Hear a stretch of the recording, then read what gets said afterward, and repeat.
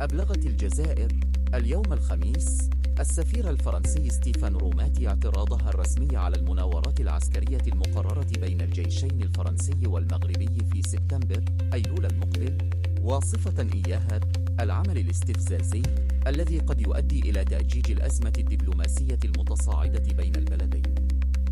وجاء ذلك خلال لقاء جمع الأمين العام لوزارة الخارجية الجزائرية لوناس مقرما مع السفير الفرنسي،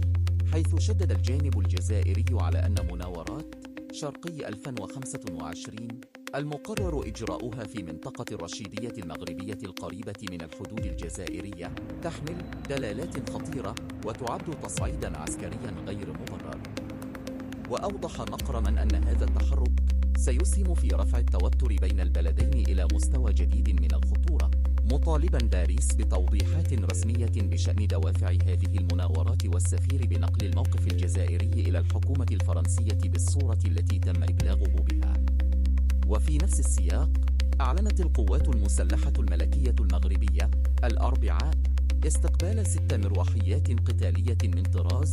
أباتشي AH-64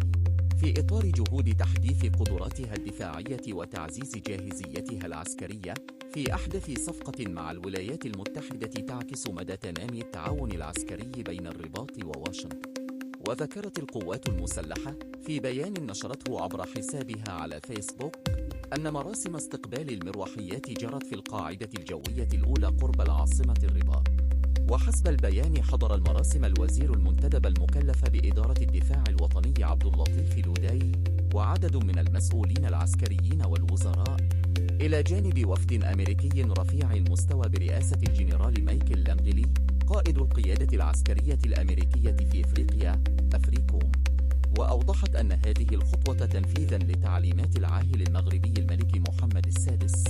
مشيرة إلى أن اقتناء هذه المروحيات يعكس الشراكة الاستراتيجية بين المغرب والولايات المتحدة في مجالي الأمن والدفاع، كما يسهم في تعزيز القدرات الدفاعية للقوات المسلحة المغربية.